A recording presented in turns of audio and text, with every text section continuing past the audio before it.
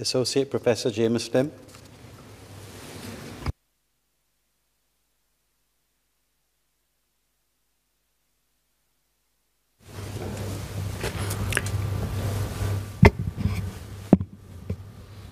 Mr. Speaker, I'm keenly aware that 7 o'clock in the evening, or 7 in the morning, or for that matter, any time really, is hardly an opportune time for a dry lecture on economic matters. But I will speak on the issue of taxes on capital, because such taxes matter not only for the sustainability of our public purse, but also because the just application could reshape the landscape of rising inequality in income and wealth, matters which matter enormously to the common man and woman. My speech will first lay out the case for and against taxes on capital. I will then explain why our government's revenue mix can potentially benefit from attention to a richer slate of objectives and how wealth taxes can play a role in meeting those expanded objectives. I then discuss a menu of possible taxes on capital before closing with a specific proposal for wealth taxation in the modern world. I'll begin by declaring that I'm a Chief Economist Emeritus of Third Rock Group, a homegrown asset and wealth management advisory, and I'm still occasionally invited to speak at various academic and industry events to audiences that serve high net worth individuals. It's useful to clarify first what I mean when I speak of taxes on capital. It's a tax applied to any form of productive assets. The most common form is the corporate income tax levied on profits for a company. Another common form are allowances on expenditure on plant and machinery. Since these are write-offs, they are negative capital taxes. Truth be told, discussion on capital taxes seldom focus on these routine forms, which are widespread and uncontentious. Rather, they center on either capital gains taxes, which are applied to receipts from the ownership or sale of financial, property, or intangible assets, along with wealth taxes, which are charged to the outstanding value of an individual's assets. While the issue of capital gains is important, it is best left for another day. Today, I will only focus on wealth taxes. The most common objection to capital taxes in general is that this entails a double taxation of income, since capital holdings typically result from saved income, which had already been taxed previously. As such, it could discourage savings behavior. But we can still make the case for separate taxation of capital if we accept that taxes are always due whenever there are productive gains. In such instances, taxes reflect the host of indirect benefits, such as a well-functioning legal system and financial infrastructure or initial tax breaks, that individuals and firms receive when they first invest. Since the risks of providing such benefits are borne by society, it is reasonable to recoup these after gains are realized. Another common objection is that taxes applied to wealth may be excessive because by eroding the principle, it could kill the very goose that laid the golden eggs. However, there's actually little difference in principle between taxes on the flow of profits versus the stock of wealth, so long as the latter also generates income. Indeed, for an asset that generates 5% returns, an entirely pedestrian capital gains tax of 20% is fully equivalent to a wealth tax of 1%. Now, the Ministry of Finance has often stated that it maintains a diverse revenue mix to finance its budget. To a significant extent, this is correct. In a typical year, the MOF draws around a quarter of revenue from taxes on corporations, another quarter from those imposed on consumers, another quarter from fee and investment income, and the rest from various other sources. Such a broad range of contributions is important because it ensures that government spending needs are not threatened by declines in any single source. In that sense, the revenue mix has a certain robustness and resilience built into it. From another perspective, however, this revenue mix is rather imbalanced. While our overall tax system may be progressive, that is, the effects are felt more keenly by the rich than the poor, a quarter of our taxes remain regressive, even with the current voucher scheme. The GST, for instance, affects lower middle and middle income families disproportionately more than the wealthy, while only contributing around 11% of revenue. Moreover, fees and charges, especially the fines that our little red dot is so infamous for, also hit the poor disproportionately harder than the rich. Now, to be clear, there's no correct revenue mix when it comes to financing government expenditure. Even so, we can aim for objectives that go beyond efficient collection and diverse sources. In particular, one laudable objective is that we should seek to minimize, as much as possible, the number of regressive components in the tax regime, rather than just being content that the system happens to be progressive overall. Recent global developments also make the case that the time is ripe to re-examine our traditional tax mix. The recently concluded OECD-led agreement for global minimum tax could weaken our nation's attractiveness as a location for siting headquarter operations, which in turn could erode the incomes we currently receive from the corporate sector. This is where wealth taxes come into play. Such taxes will shore up the diversity of our revenue sources, especially the contribution from capital. Wealth taxes also help fulfill additional objectives of lowering regressivity, as I mentioned, in our current revenue mix, since they are progressive by design. Now, wealth taxes also offer an additional potential benefit. It's a tool that can help reduce the overall level of inequality in society. And why should we care about disparities in income and wealth? Mr. Deputy Speaker, a sizable academic literature points to how rising inequality undermines economic growth, worsens health outcomes, conditions divergent educational attainment, and even alters political stability.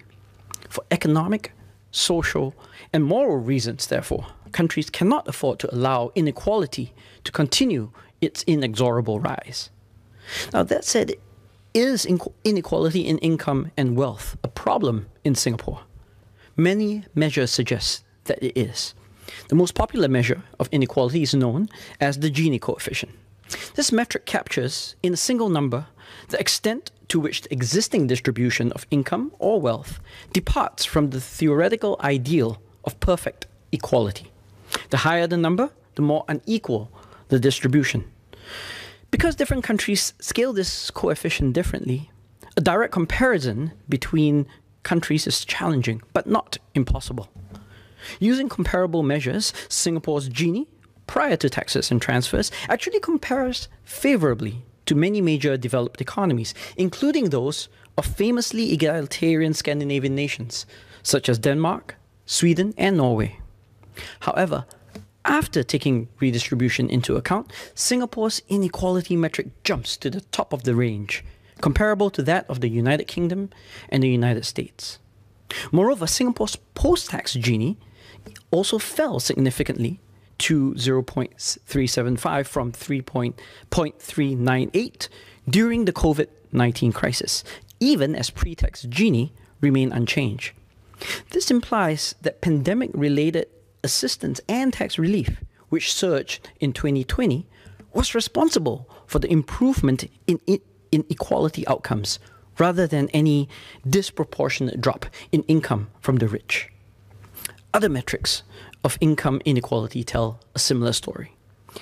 Similarly, despite a massive drop of close to 6% of GDP growth last year, household wealth actually went in the opposite direction, expanding by around 15%.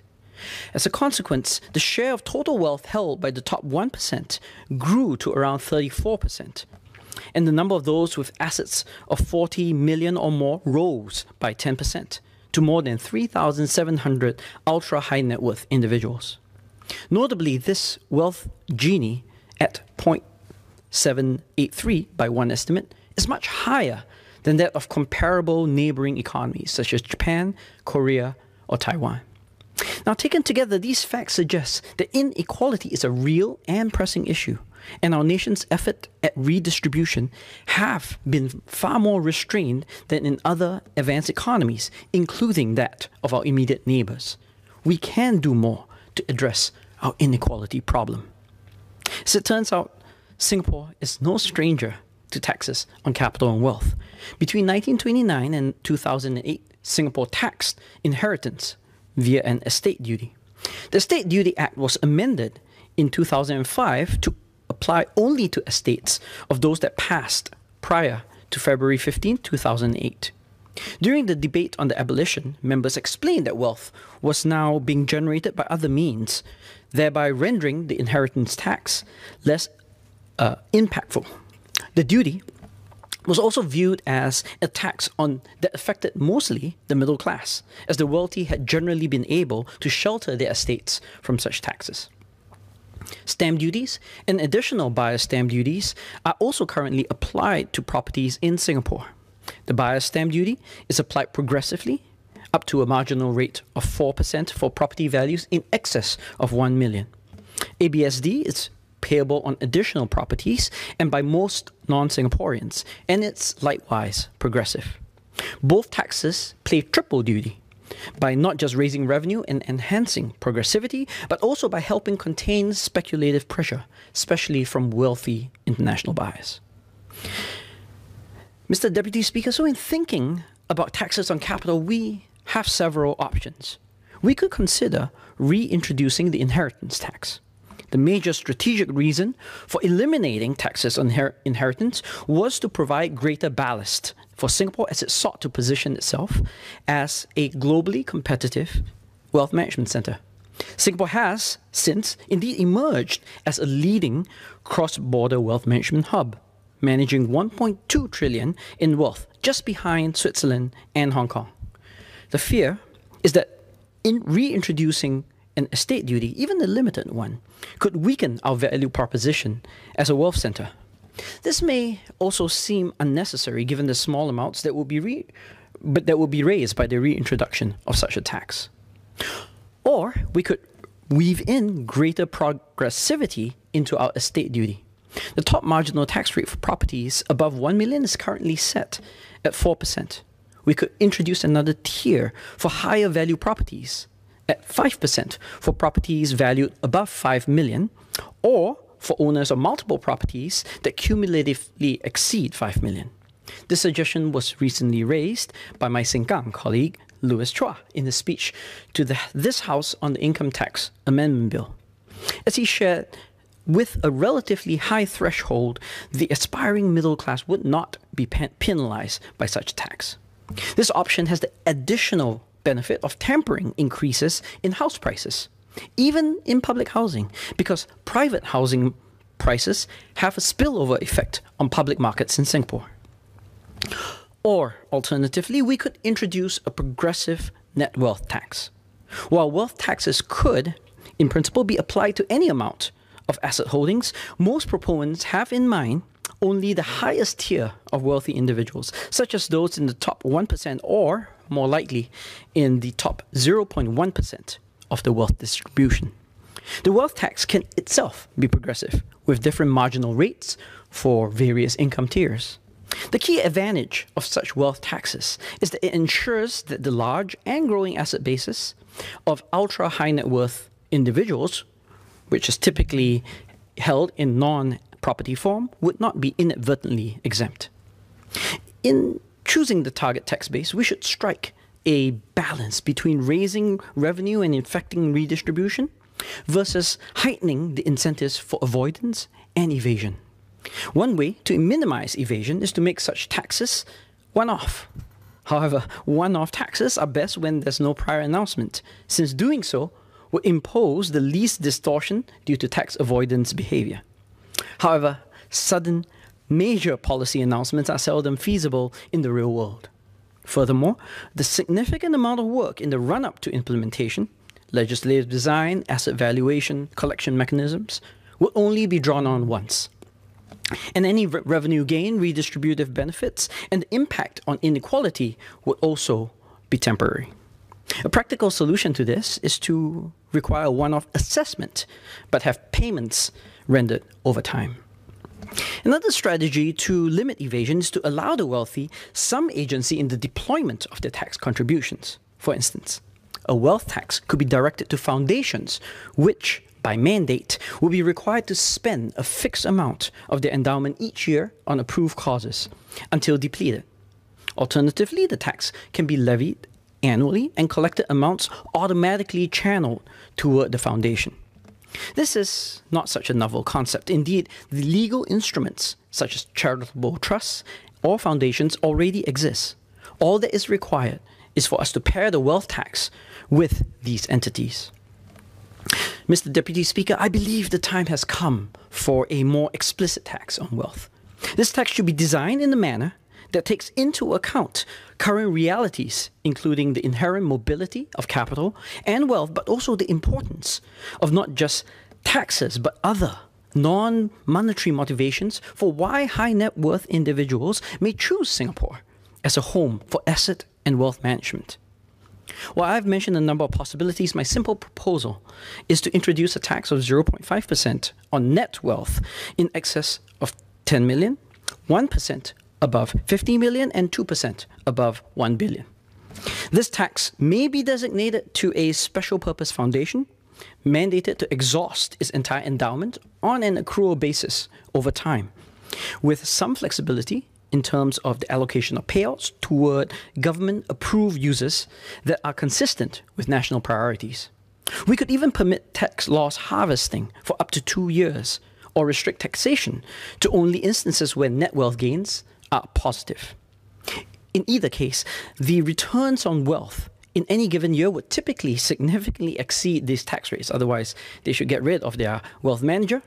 So the ultra-rich should generally not expect to see any decrease in the principal on the assets. The natural reservation to doing so would be that it would threaten our competitive position as a global wealth management center, especially relative to our closest competitors, Hong Kong and Switzerland.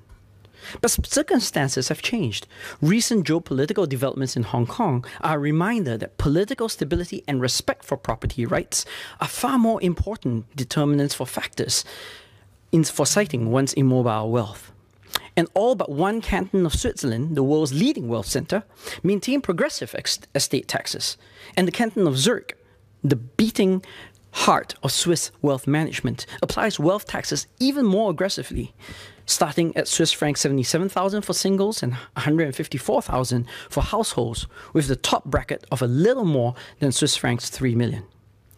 International developments have also pointed to a greater appetite for cross-country cooperations on tax regimes, such as the OECD deal on global corporate taxes I mentioned earlier.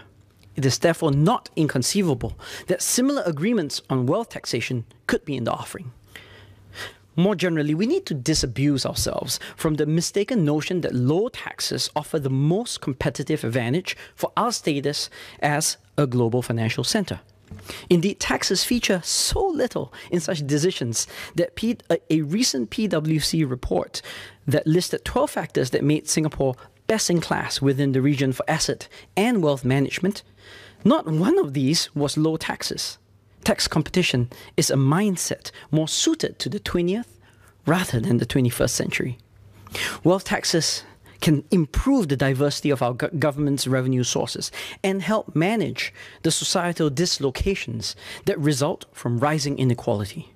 We already have experience with other forms of wealth taxation in our past, and we need not fear the competitive position for the future because other jurisdictions have already moved ahead with similar taxes on capital.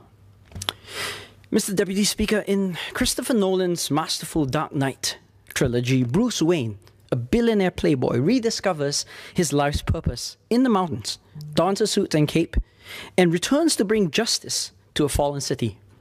Gotham was dank, crime-ridden, and deeply unequal. But Mr. Wayne, like his philanthropic father before him, chose to expand his own enormous wealth to redress the very imbalance that he had been such a beneficiary of. My heartfelt belief is that all of us, the ultra-wealthy included, want to live in a world where we can all contribute our fair share to make it a better place, both today and for our children. That is how I view wealth taxes. It is another salve for our imperfect world, an opportunity to create new opportunities for Singaporeans, and an idea whose time has come. Minister Indrani Raja.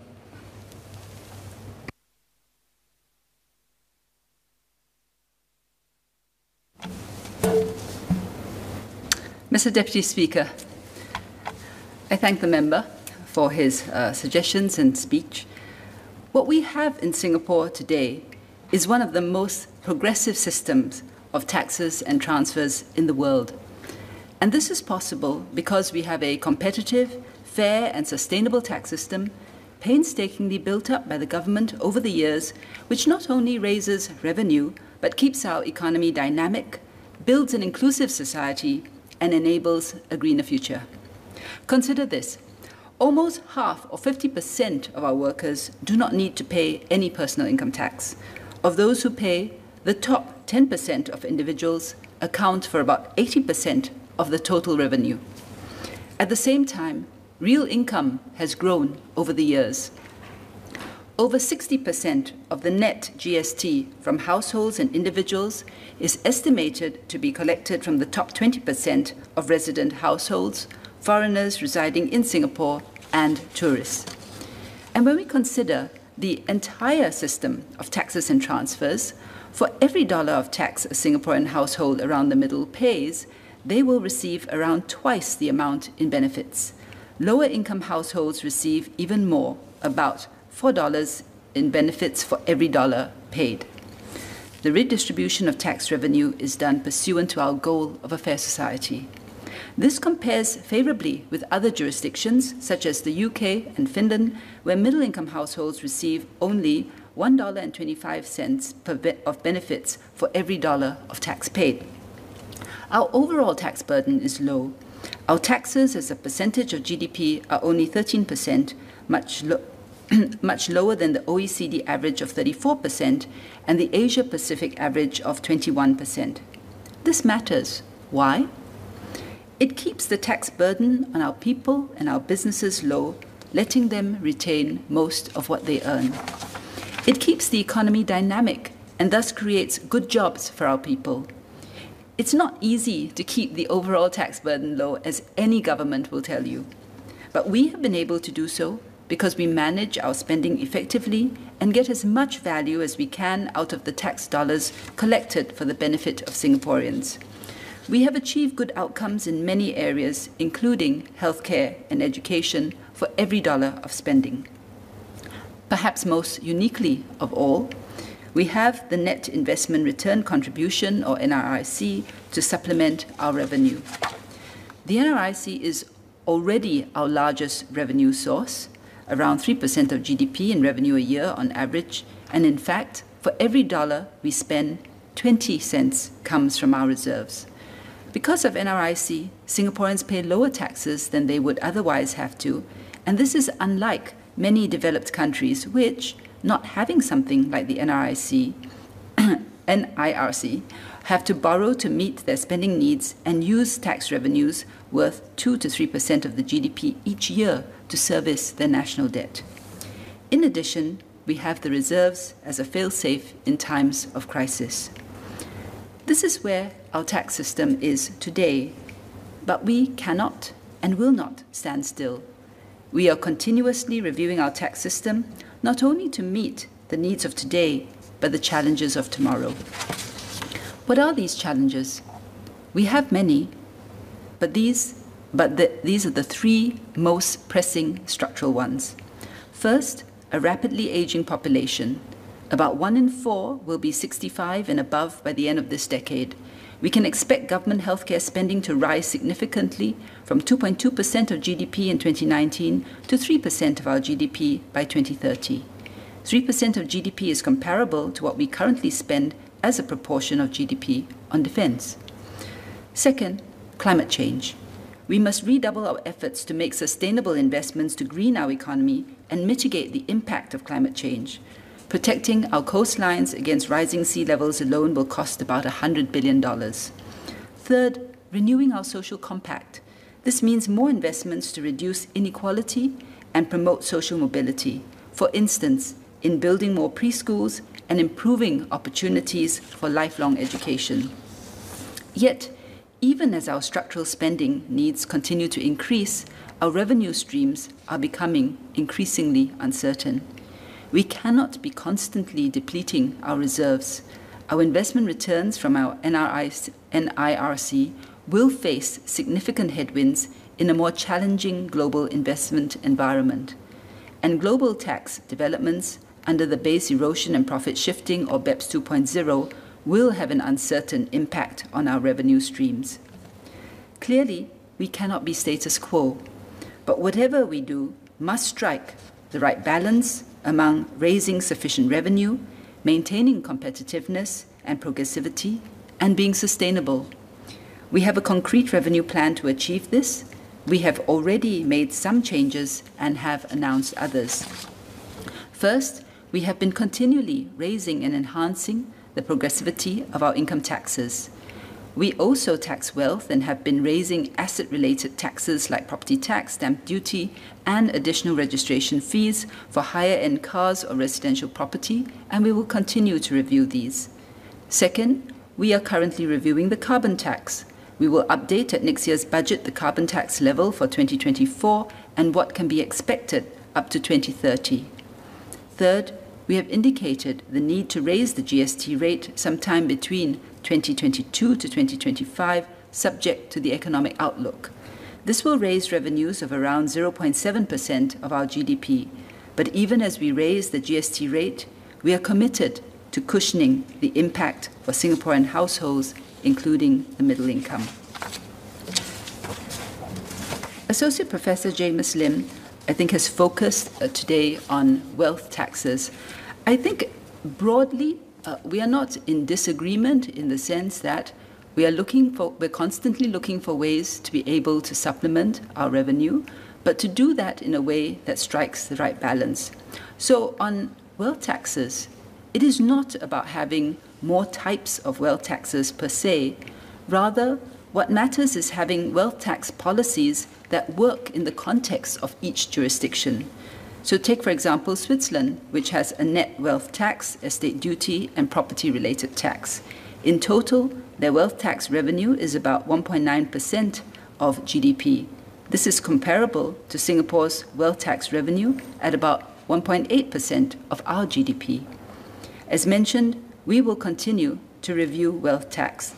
The question has never been one of whether we want to tax wealth, but a practical one of how to do so effectively such that it cannot be avoided easily. So, at the end of the day, I think we don't have any issue with wealth taxes per se.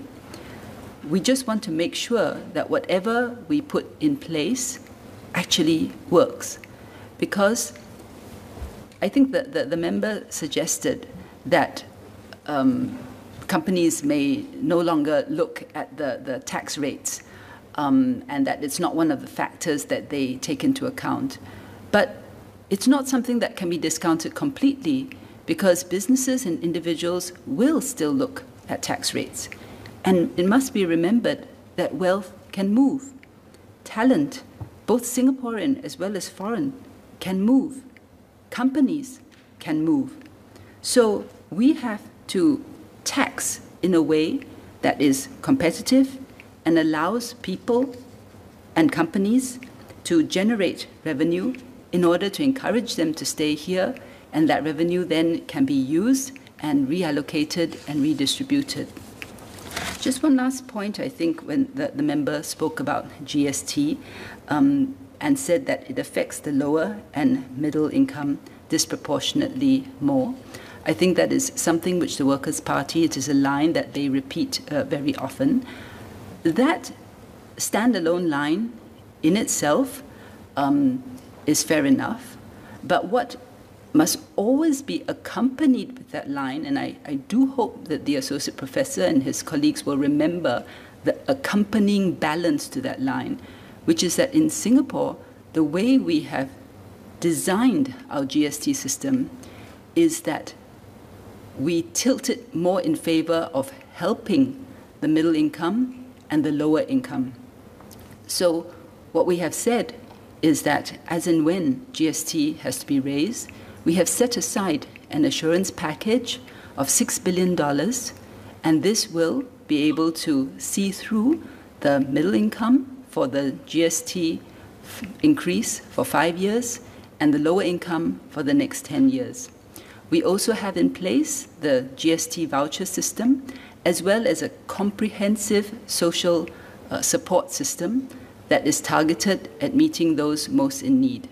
We have also said that we will absorb, that as and when GST is increased, we will absorb the GST on publicly funded healthcare and education. So I just want to reinforce that when talking about GST, one must not talk about the impact on middle income and lower income alone, but to be fair, it is very important to also look at what we do to support and buffer the middle and lower income in order to take away any of the additional burden that falls on them as a result of GST. And in that way, we make it a fairer system. So in conclusion, Mr. Deputy Speaker, let me just wrap up by saying this, which is that today we have a tax system that is fair as everybody contributes to meet our collective spending needs. Those who have more contribute more. The government reallocates the revenue to support those who have less. It is also fair across generations and can withstand the test of time. It is dynamic as it places a low tax burden on workers and businesses and allows them to retain the fruits of their labor. We care about competitiveness not for the sake of competitiveness, but to promote growth for the benefit of all. And it is sustainable, both fiscally and environmentally. And this is what a well-designed 21st century tax system should look like, and we will continue to refine it to make it even better.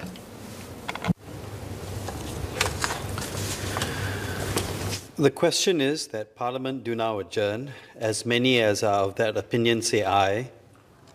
To the contrary say no. I think the ayes have it. The ayes have it. Order, order.